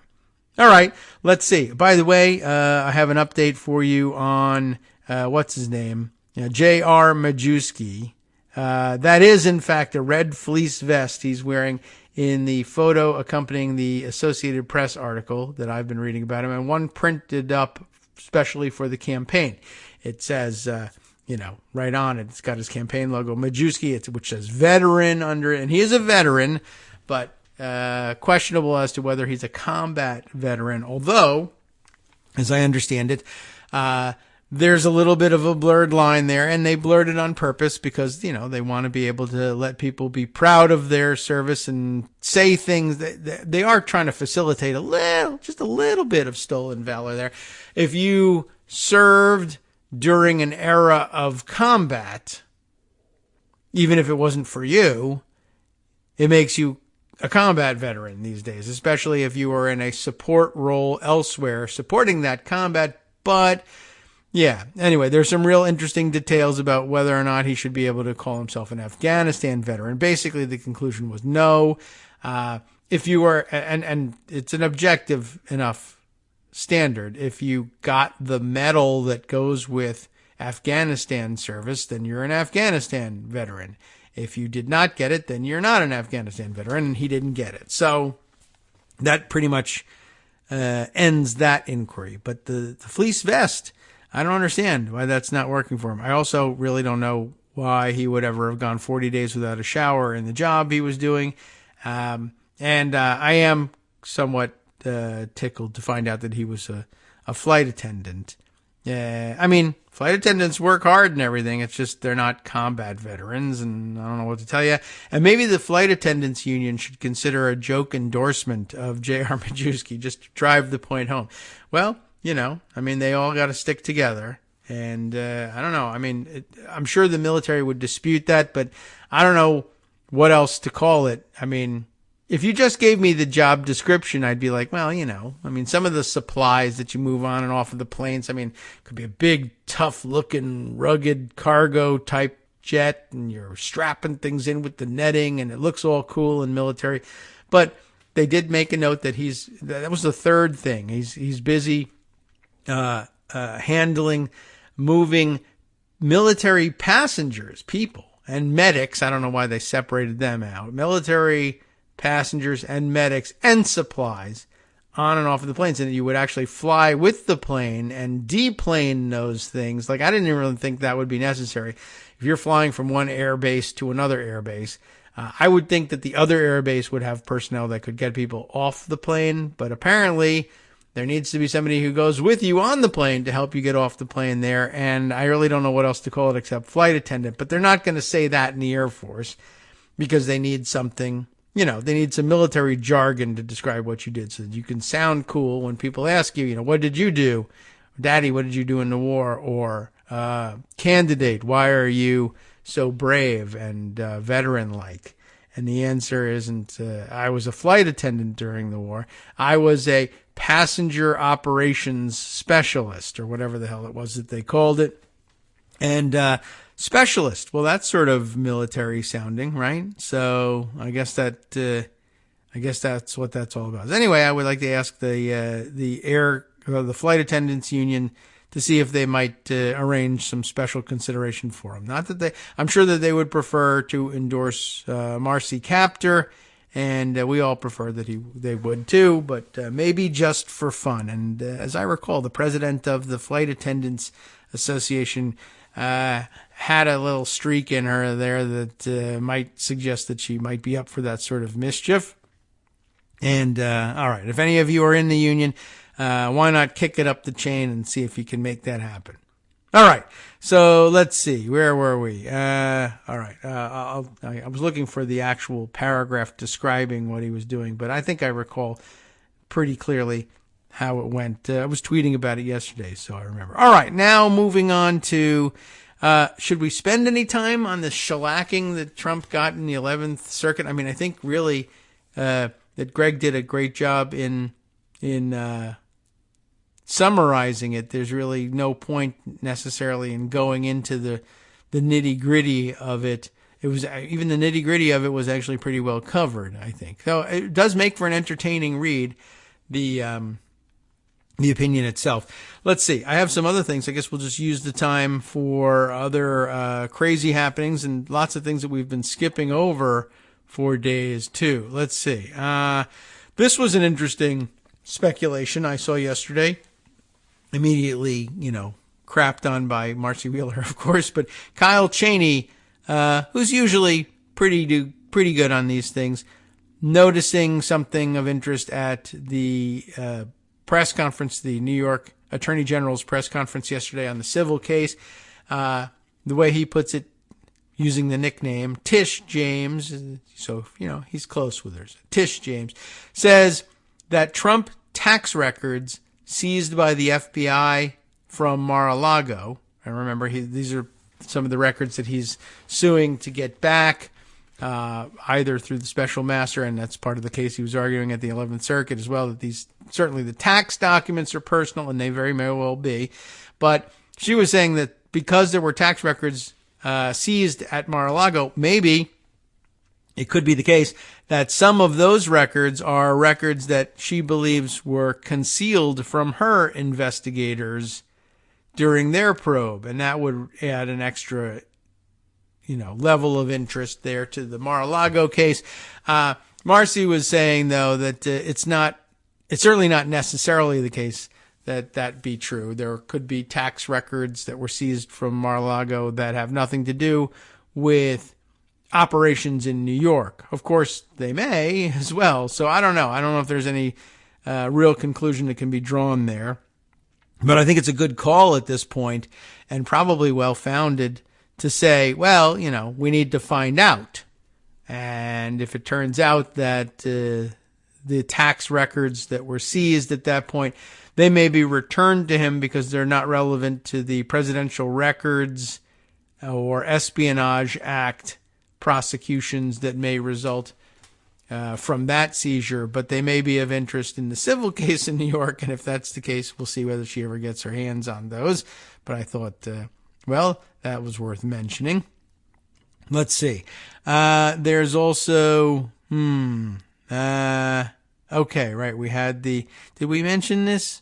I think we may have missed it yesterday, but I must have mentioned it. Yeah, because, I think so. But maybe we'll read a little bit more in depth about it. Judd Legum was reporting yesterday that the migrants who actually were flown to Martha's Vineyard, not the fake decoy migrants. That's a real interesting trick, flying an empty plane around.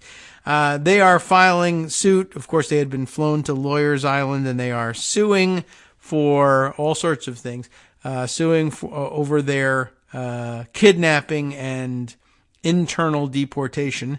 The way Judd summarized it, just so we know what they're claiming, on Monday night, Florida Governor Ron DeSantis appeared on Fox News defending his scheme to fly migrants from Texas, which is not his state, to Martha's Vineyard, which is also not in his state. DeSantis said that the migrants' decision to participate in the trip was voluntary and called any suggestion of improprieties nonsense. Is DeSantis telling the truth? That will now be determined in federal court, unless the case gets thrown out at some point. On Tuesday, 3 of the migrants filed a class action lawsuit against DeSantis in his official and personal capacity, both important. The lawsuit also targets Jared Perdue, Secretary of the Florida Department of Transportation, and several yet-to-be-identified defendants who were in direct contact with the migrants. Still looking for Perla. I'm sure should be included in this if they can ever identify who that is. Christina Pushaw. Cough, cough.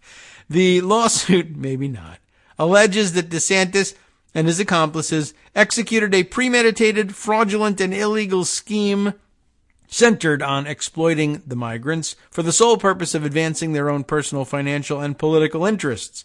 The lawsuit also contains explosive new allegations about the lengths that DeSantis and other defendants went to manipulate and deceive the migrants. In his interview with Hannity, DeSantis said the migrants all signed consent forms to go. But the lawsuit alleges that the migrants suffering from food insecurity were pressured to sign a document in order to receive a $10 McDonald's gift card. One migrant, identified in the lawsuit as Jesus Doe, I know it's a little silly, but that's what we do with these things when we're preserving anonymity, I guess, of Spanish-speaking people with Spanish given names. Jesus Doe was not told what the document stated, and it was not completely translated to Spanish. He was not given time to read or review the document, which included a liability waiver. Nevertheless, Jesus Doe was directed to write his name, date of birth, and signature on the document before he would receive the gift card. In response to the lawsuit, DeSantis released a copy of one quote, consent form. As the lawsuit alleged, significant portions were not translated into Spanish. They are here. The name is redacted, although the signature is not, but you'll never be able to tell what that signature says. Is rarely the case anyway. But there you have it. There's definitely something missing from the translation. And I think it is the... let's see. Well, I agree to hold, this is the part that I think is missing. I agree to hold the benefactor or its designated representatives harmless of all liability arising out of or in any way relating to injuries and damages that may occur during the agreed transport to locations outside of Texas until the final destination of Massachusetts. And that doesn't appear to have been translated at any point. It's just missing from the translation. All right, we'll see how impactful that is.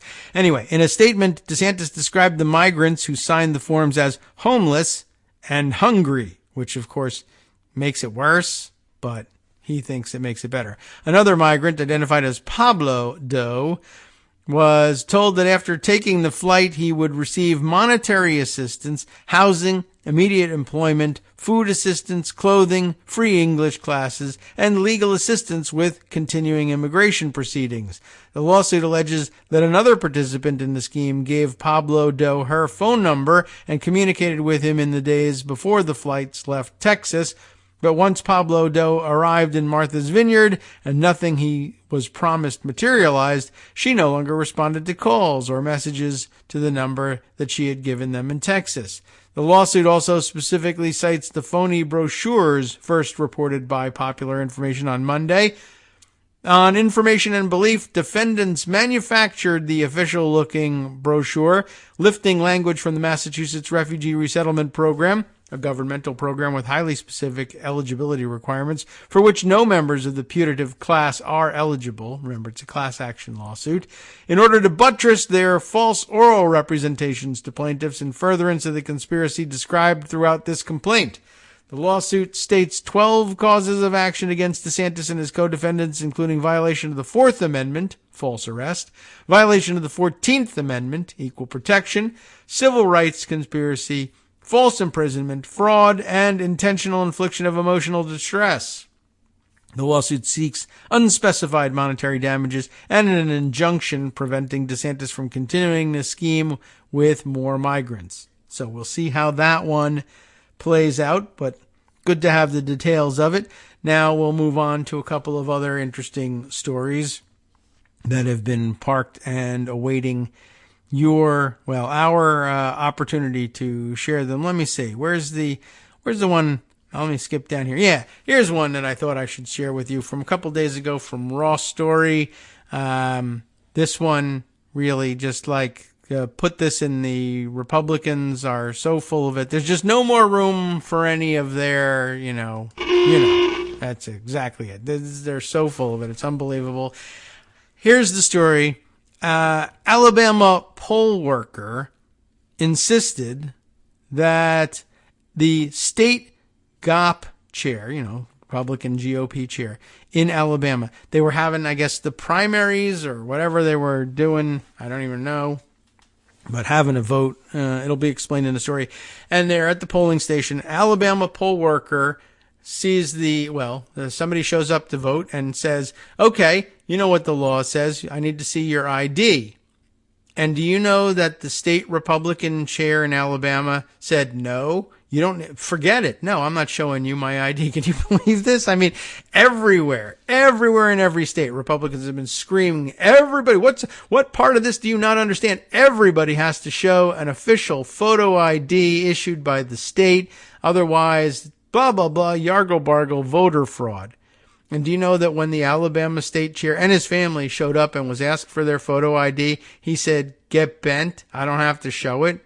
Do you know who I am? Well, no, I don't. That's why I'm asking for your ID. Or in fact, in this case, I do know who you are. And that's why I'm asking for ID. I mean, it doesn't matter that I know. The rule says, your rule says everybody shows photo ID. What's amazing is I also discovered there's a loophole in that I guess they're actually trying to use for themselves, even though it shouldn't apply. Let me tell you this story. As Brad Reed reported it in Raw Story, an Alabama man who volunteered as a poll worker in his community was fired. This is a volunteer, but I guess you get fired anyway. Shortly after he asked Alabama State Republican Party Chairman John Wall, W-A-H-L, and his family to present proper identification before voting. What an offense, right? Alabama.com's Kyle Whitmore reports that Clyde Martin, a retired TVA, Tennessee Valley Authority, TVA supervisor at a nuclear power plant. Oh, that reminds me, the J.R. Majewski guy from, Ohio? He says, among the other things, I was a combat veteran in Afghanistan. He also says he was an executive at a nuclear power company, and he wasn't. I don't know. That just popped into my head as I was reading this. So, Clyde Martin, retired TVA supervisor at a nuclear power plant, tried to get Wall and his family to present their identifications when they came to the polls to vote, as required by Alabama state law. And remember, they said, Republicans said we got to have this law. A lot of Democrats said, it's just going to create problems. It doesn't really do anything. It doesn't prevent any voter fraud. There's no voter fraud going on anyway. There's no real reason to do this. There's lots of people who are going to have difficulty getting photo IDs from the state. It's just a big waste of time.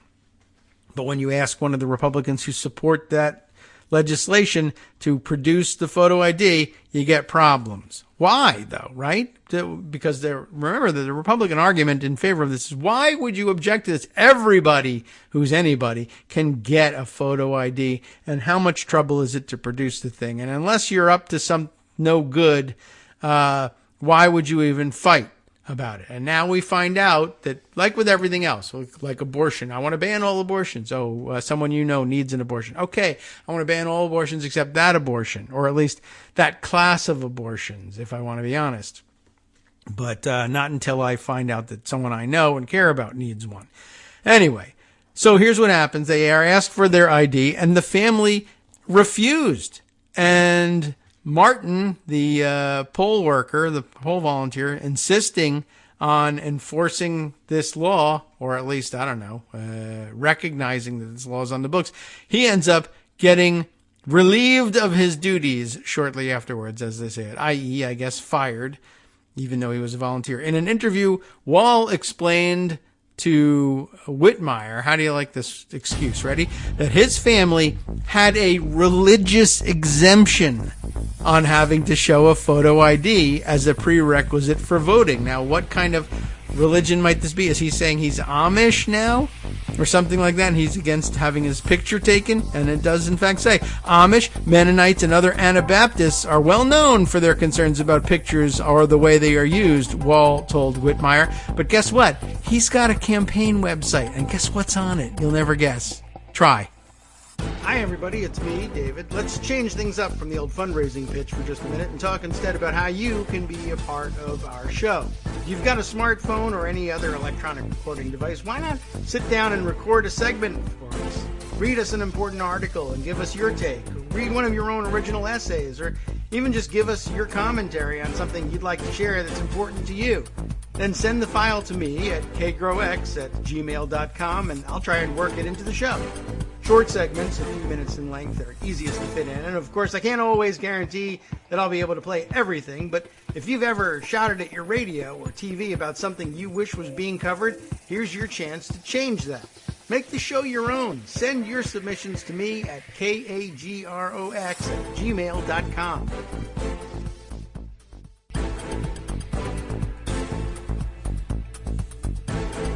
All right, welcome back now to the Kagro in the Morning Show here on Netroots Radio. Did you guess during our break what was on this guy's, not campaign website, but I guess his own, I don't know what you would call it, but he's not running for anything, although I guess he had to run for state GOP chair at some point. So maybe it was a campaign website after all. But what do they usually put on websites when you're running for office and you're the candidate? They usually put a picture of you, yes, and several of them, and the family as well, all over the website.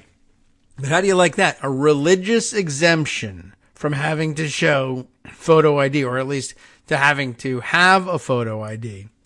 And, I mean, I don't know if you can question whether or not that is what he lists as his religion, some Anabaptist sect or another. But it didn't stop him from illustrating his campaign website with photos that stole his soul, or whatever it is. I doubt that that's the actual, reason that Amish don't like the use of photography, but, instead a convenient myth that we've constructed around it. But I don't know. I haven't asked any Amish, and they don't like talking to me, and I can't get them to use Skype. That's the problem. And anyway, that was really audacious, don't you think? To say that I have a religious exemption. So yes, Amish, Mennonites, and other Anabaptists are well known for their concerns about pictures or the way they are used.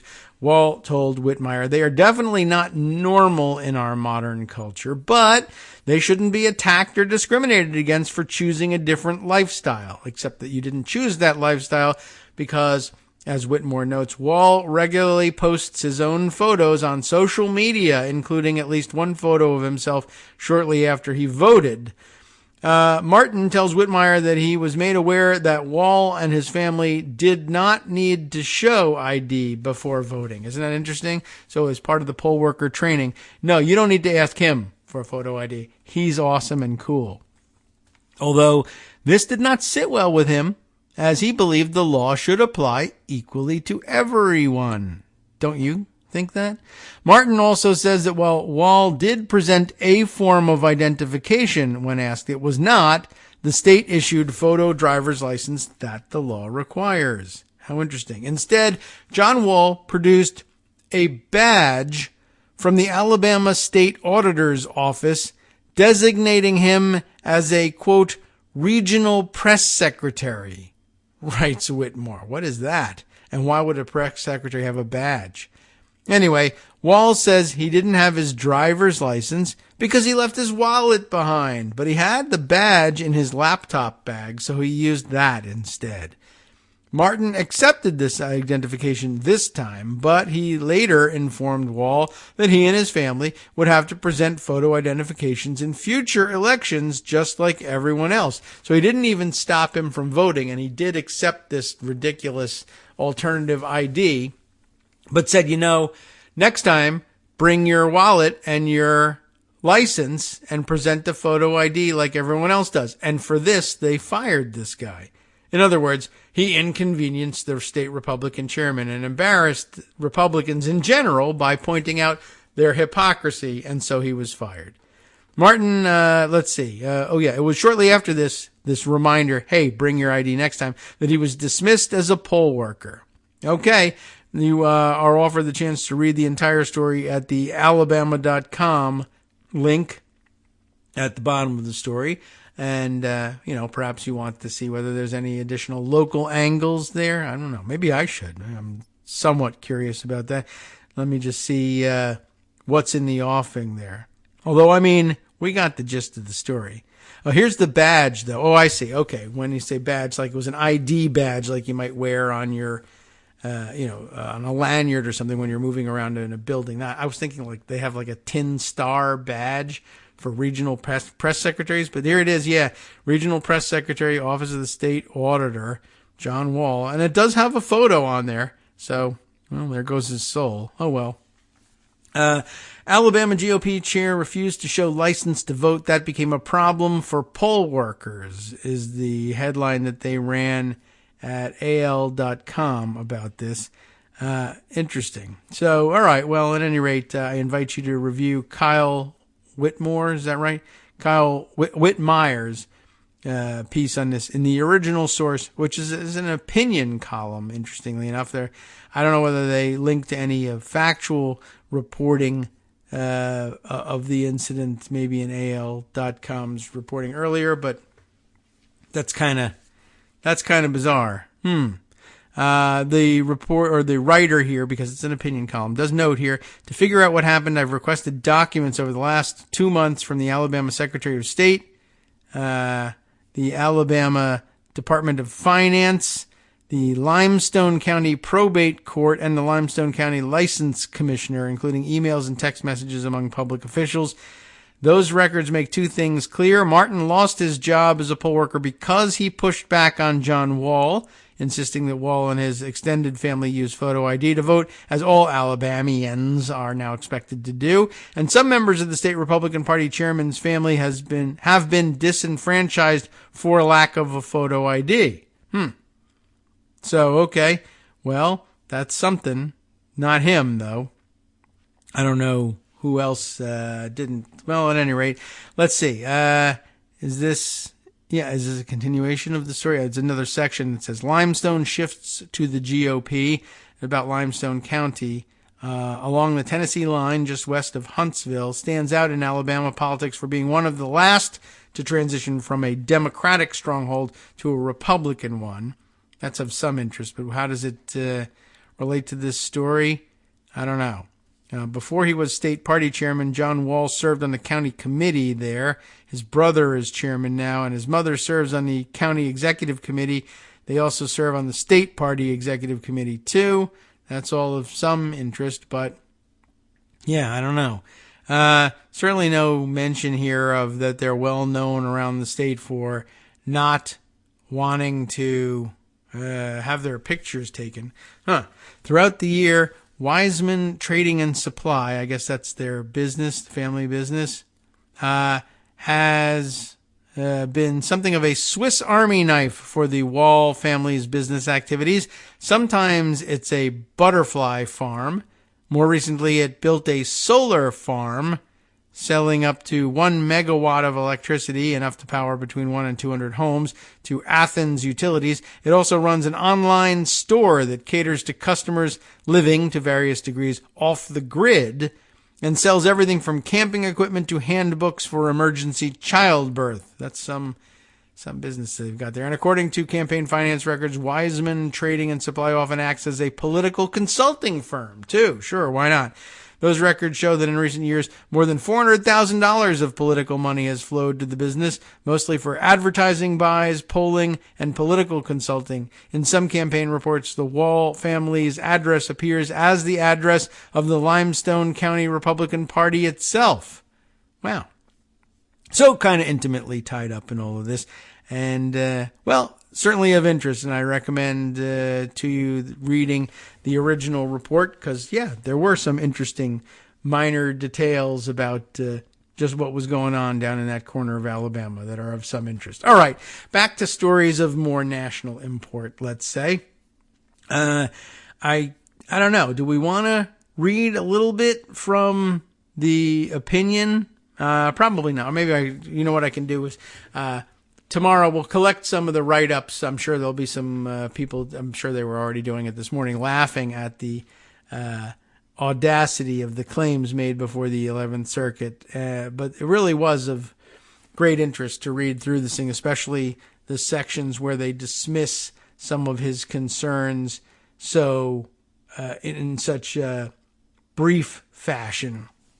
But I'd have to sort of wade through all the 29 pages in order to find them for you. And I'll have to try and do that maybe offline, or we'll use somebody else's summation of things to get to the fun parts of it later on, I guess tomorrow. And we have to consider what we're going to be doing on Monday, too. I was letting Greg know during the last break. Monday is one of the big holidays. It's Rosh Hashanah on Monday, and so I'll be elsewhere and away from the microphone. And then, again, 10 days later for the Yom Kippur holiday as well. So we'll have to deal with that. And, there are enough stories here that we probably could fill an entire pre-recorded show. The question is, will I get the opportunity to sit down and record them for you? All right, let's see. Of some interest here elsewhere, this a interesting practice coming to the fore from an Associated Press article on the subject. Voter challenges and records requests are now swamping election offices around the country, and this by design, of course. Nicholas Riccardi reporting this for the AP.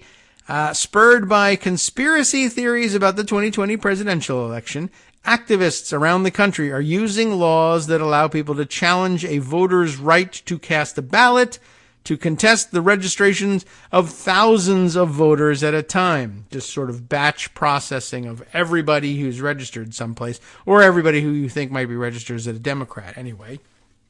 In Iowa, Lynn County Auditor Joel Miller has handled 3 voter challenges over the previous 15 years. He's received 119 over just 2 days after Doug Frank, an Ohio educator who is touring the country spreading doubts about the 2020 election, swung through the state. In Nassau County in northern Florida, 2 residents challenged the registrations of nearly 2,000 voters just 6 days before last month's primary. I thought they should just say, sorry, 60 days, or it's just not going to work. At a minimum, anyway. But, that's just a DOJ rule. In Georgia, activists are dropping off box loads of challenges in the diverse and Democratic-leaning counties comprising the Atlanta metro area, including more than 35,000 in one county late last month. Which is why, by the way, just as a PSA here, public service announcement, everybody is always saying, always check your registration. And when there's an election upcoming, don't forget to do that. Even if you think I'm registered, I've been registered since forever, there's never been any sort of problem. You never know when you're going to fall prey to one of these stupid, large-scale batch challenges to registrations. And you never know what the outcome is going to be. I mean, you might trust your state elections or county elections officials not to simply process these things without checking, but one, you never know. Do you know who is running your county elections? And do you know where they came from and where their allegiances lie? And 2, you never know when just a mistake is going to be made. Or somebody says, I just don't want to do the work. Let me just take all of these complaints and assume that they're true. As stupid as that is, that can happen. So always check up on your registration. Election officials say the vast majority of the challenges will be irrelevant because they contest the presence on voting rolls of people who already are in the process of being removed after they moved out of the region.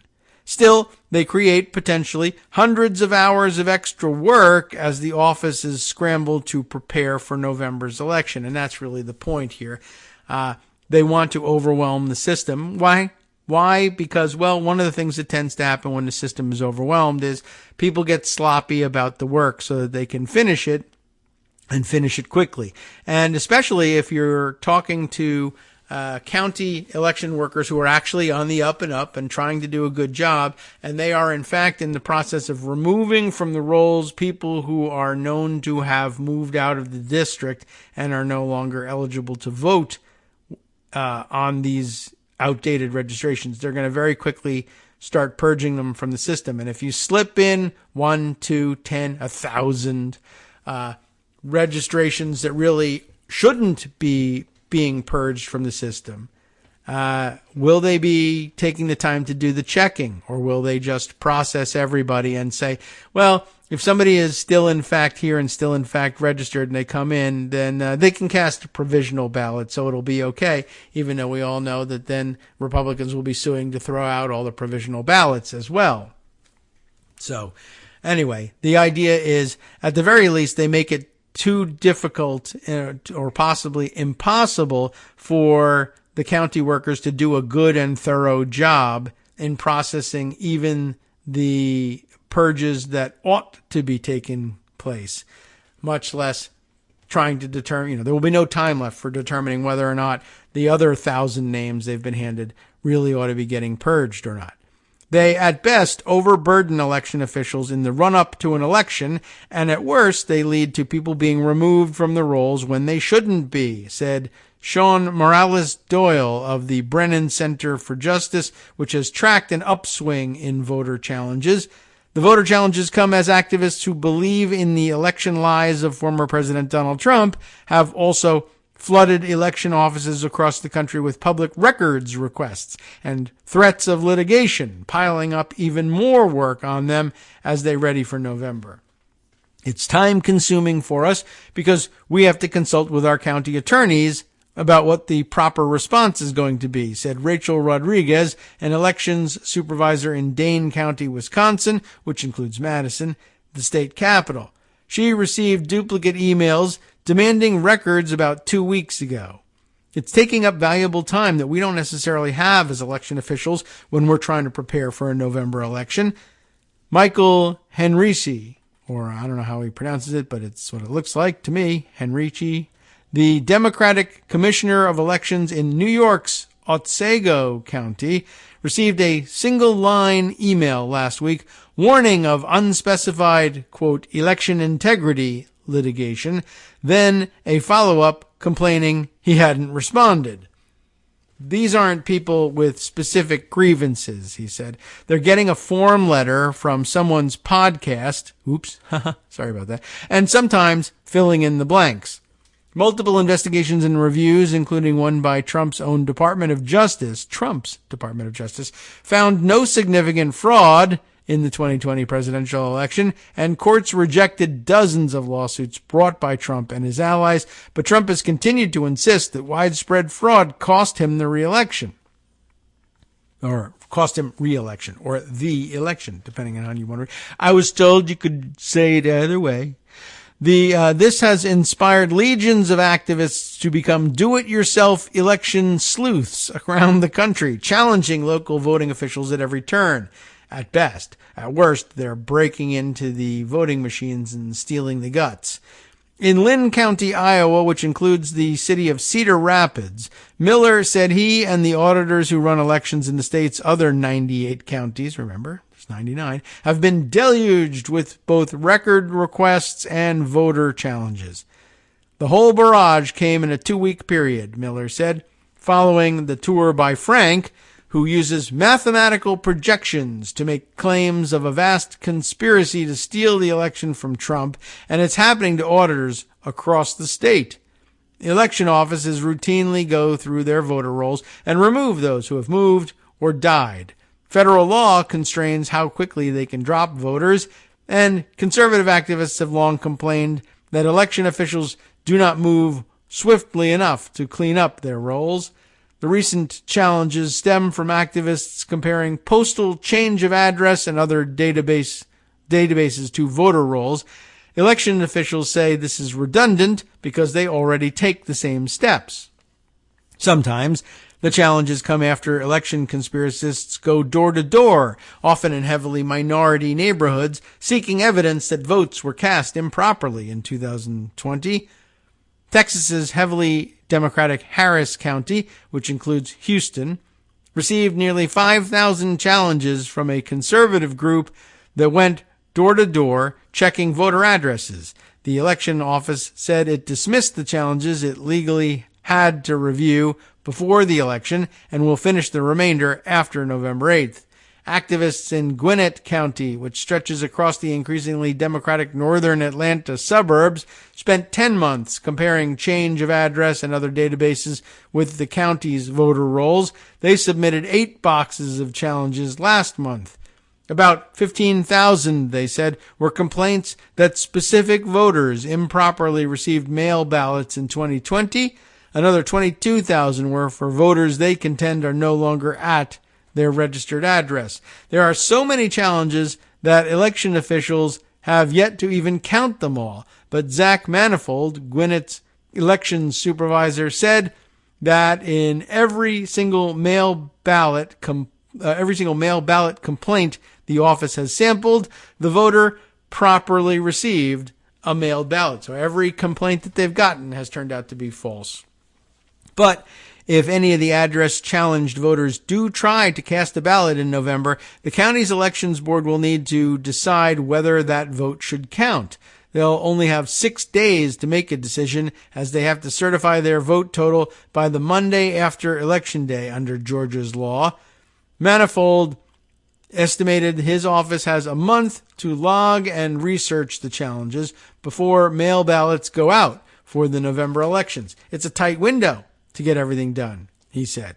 Many of the large counties facing voter roll challenges are places where President Joe Biden beat Trump in 2020, including Gwinnett and Harris counties.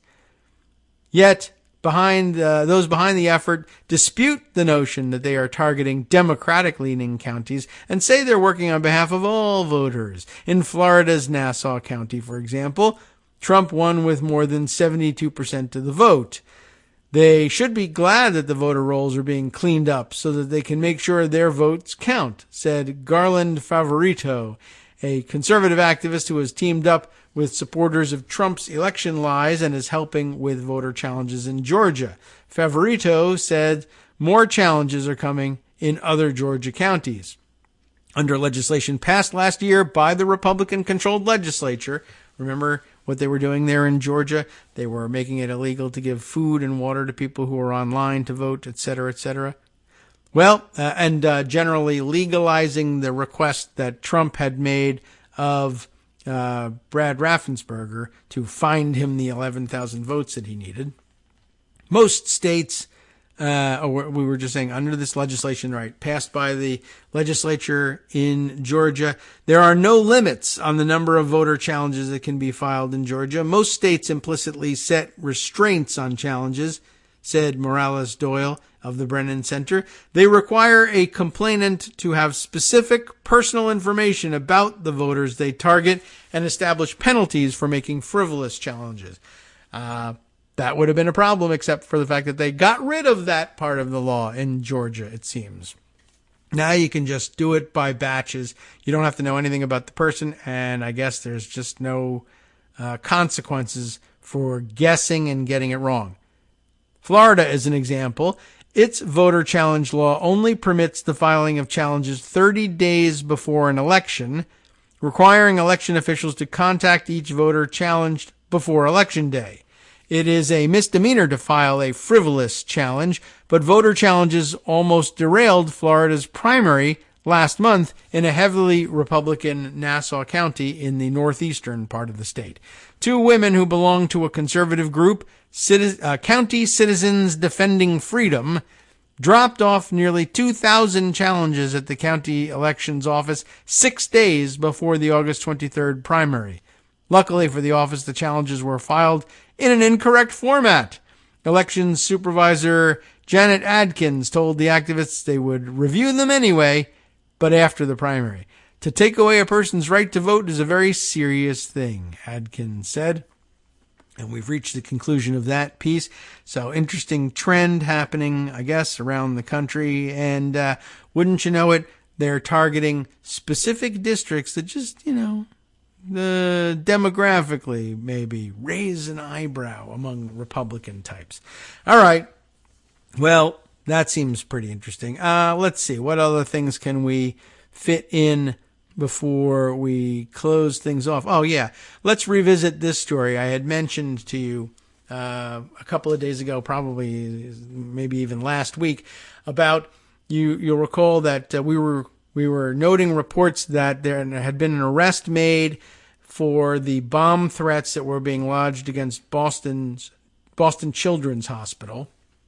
And by the way, Tucker Carlson has spent the time since upping the ante there and using his show, apparently, to call for, well, essentially to make open calls for terrorist threats to be made against the hospital. So continuing this very same campaign and using some extraordinary language that, these people are criminals. They deserve what they get. They deserve the threats that they get.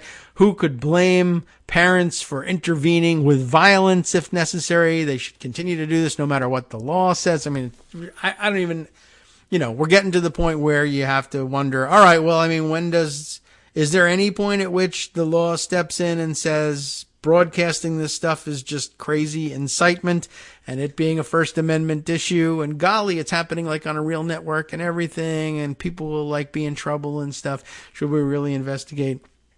Yeah, well, you really should.